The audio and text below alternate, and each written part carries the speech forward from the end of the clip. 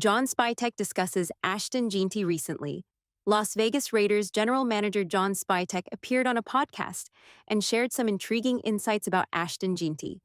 During the conversation, Spytek touched on a variety of topics, including his son's opinions on Jeanty and how these thoughts could give us a glimpse into his true feelings about the running back position and possibly selecting Jeanty with the 6th overall pick. Spytek also mentioned that the Raiders had tried to trade for a running back, which could suggest that he might not be fully sold on taking Jeanty. But before diving deeper into that, let's explore some interesting points Spytek made in the interview. Spytek was clearly relaxed and having fun during the 25-minute podcast, offering candid responses to the questions asked. At one point, the conversation turned to Jeanty and Spytek's son. Here's a snippet of their exchange. "My oldest son has made it clear that if we don't pick Ashton Jeanty at number 6, he's walking out of the family and finding someone else. Probably whoever picks Ashton. I think he's motivated by fantasy football right now."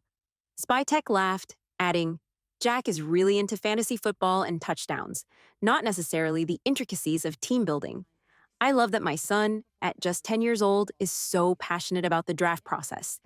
He's beginning to fall in love with scouting, although it does make me a little nervous about the life he's signing up for."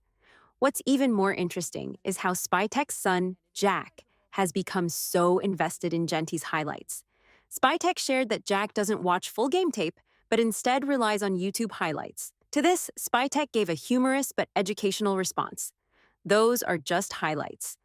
You need to watch the full games, not just the highlights." This was a fascinating moment because it highlighted Spytek's emphasis on thorough evaluation, something every GM would stress when assessing talent. It's also worth noting that Spytek made a unique trip to Boise State's Pro Day, where he was the only GM present. That day coincided with Pro Days for LSU and Ohio State, both schools with numerous NFL prospects. Despite that, Spytek chose to attend Boise State's event, which raised a few eyebrows. Why would a GM, especially one with access to so many other top prospects, prioritize Boise State's running back Jeanty? Given the context, this only deepens the speculation that Spytek is genuinely interested in Jeanty. If the Raiders do indeed want him, it's likely they'll need to secure him within the first 15 picks of the draft, certainly not outside the top tier. Is JohnSpytek really interested in Ashton Jeanty? JohnSpytek's visit to Boise State's Pro Day raises an interesting question.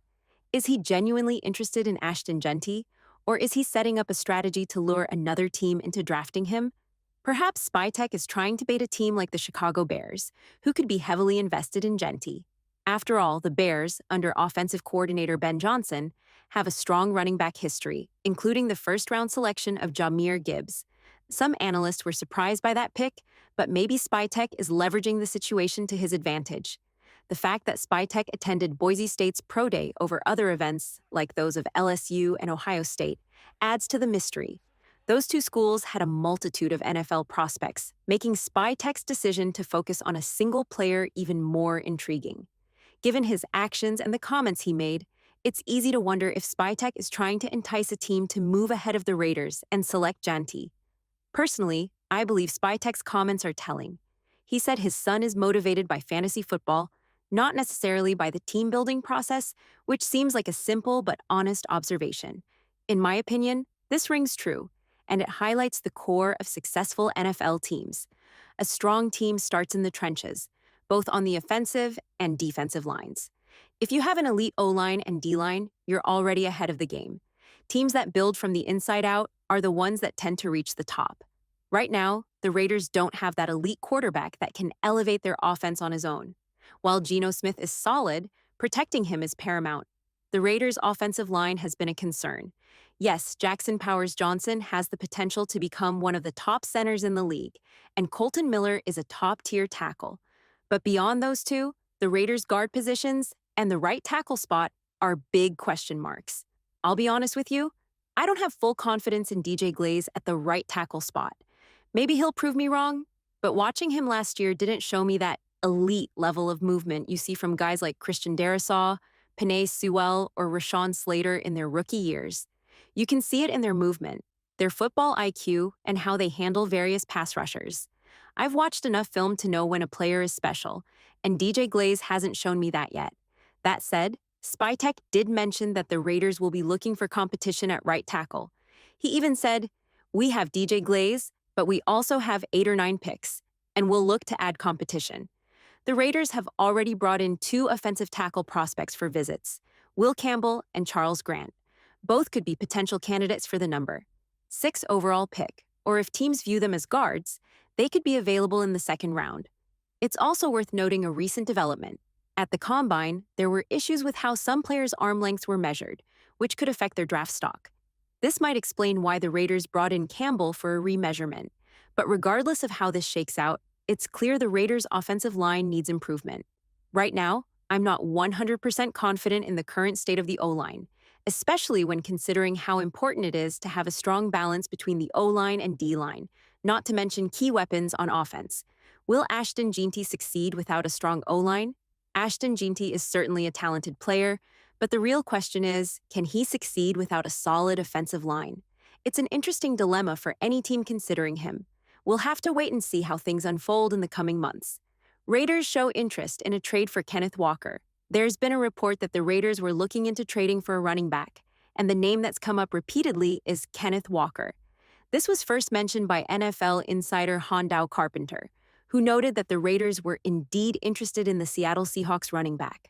Although not 100% confirmed, multiple reports have indicated that the Raiders could be eyeing Walker. Walker, a second-round pick under PeteCarroll, has had an up-and-down career with the Seahawks.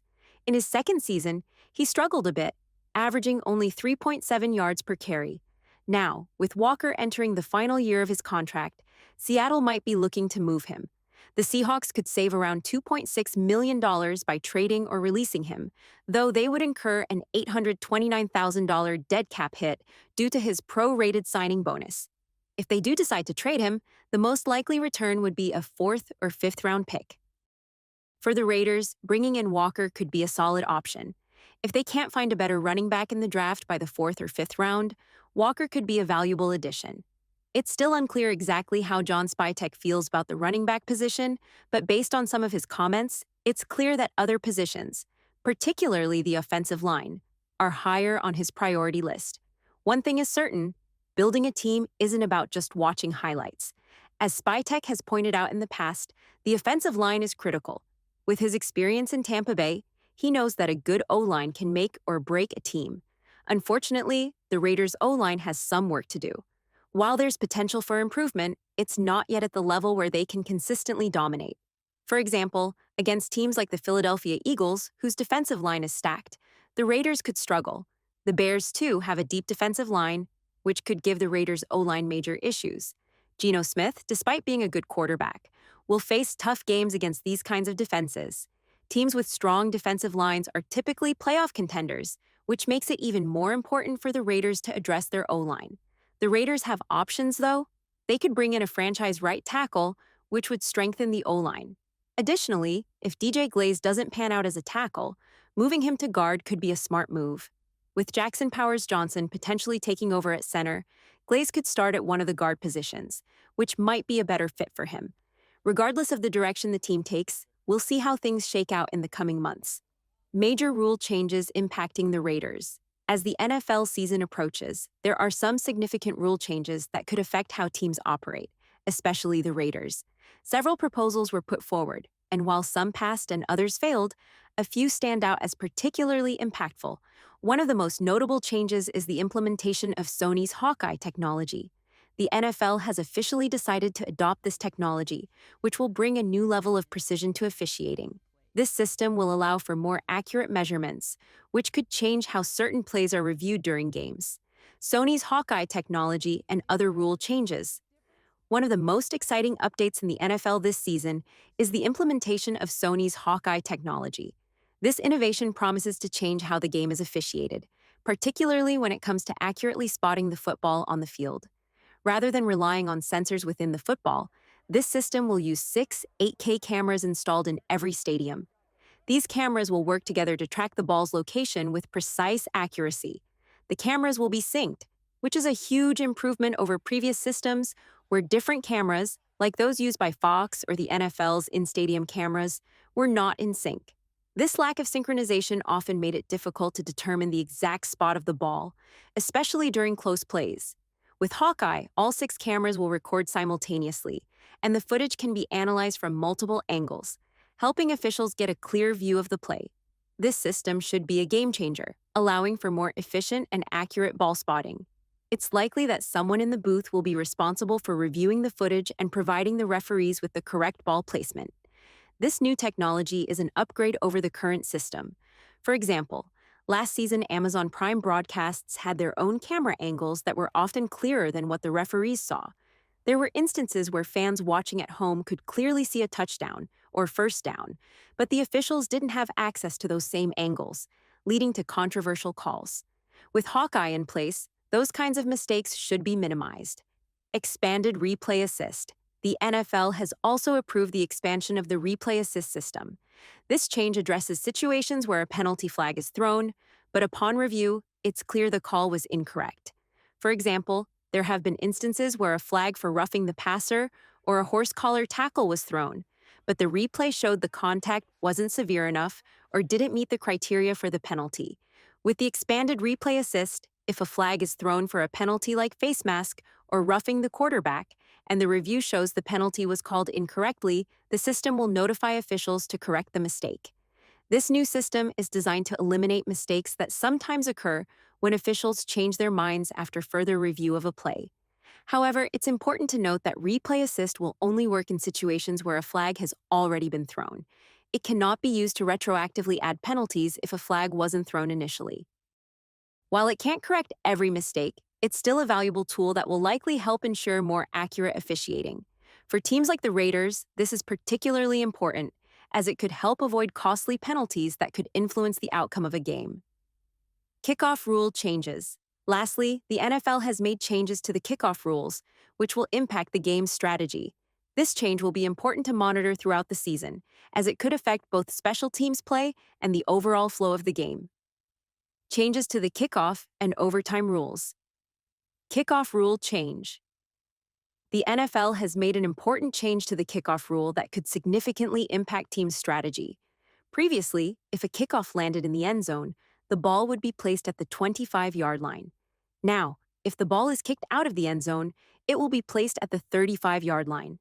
This change is designed to encourage more kickoff plays and make teams strategize differently. Starting at the 35-yard line gives the receiving team better field position, and with just one good pass, they could be in field goal range. For example, a 25-yard pass could get the ball to the 40-yard line, making it a 57 to 58-yard field goal attempt, which is within the range of most kickers. For teams that want the opponent to start closer to their own 20-yard line, kickoffs must land inside the 20-yard line. This will likely affect how teams approach their special teams roster, as the rule encourages better placement of the ball rather than just kicking it out of the end zone. Special teams players, especially those on the lower end of the depth chart, may see less playing time due to this rule. Teams might focus more on specialized players for offense and defense rather than prioritizing players who are mainly good at special teams. Over time, rule change. In another significant rule change, the NFL has decided to extend the overtime rule, which was previously implemented for the playoffs, to the entire regular season. Now, both teams will be guaranteed at least one possession during overtime, even if the first team to possess the ball scores a touchdown. Previously, if the first team scored a touchdown, the game was over. Now, if a touchdown is scored by the first team, the opposing team still gets the chance to possess the ball and potentially score. If both teams are tied after each has had one possession, the game will continue under the standard overtime rules. This change makes sense from a fairness standpoint, ensuring that both teams have an equal opportunity to win. However, it also introduces a new level of strategy. Teams may now prefer to kick the ball in overtime rather than receive it, knowing that if they score a touchdown, they can go for a 2-point conversion to win the game outright. This could put more pressure on the first team with possession to score and consider going for a 2-point conversion themselves to avoid giving the other team the chance to answer. Football is a highly strategic game, and these overtime changes add another layer of excitement and decision-making. Key takeaways. Kickoff rule. Kicking the ball out of the end zone now places the ball at the 35-yard line, incentivizing teams to kick inbounds and encouraging more kickoff plays. Overtime rule. Both teams are guaranteed at least one possession in overtime, even if the first team scores a touchdown, promoting fairness and strategic depth. Let me know what you think about these changes. Do you agree with the new overtime rules? And how do you feel about the Raiders possibly trading for a running back like Kenneth Walker? Does JohnSpytek truly want Ashton Genty, or is he playing the long game? I'd love to hear your thoughts on these topics.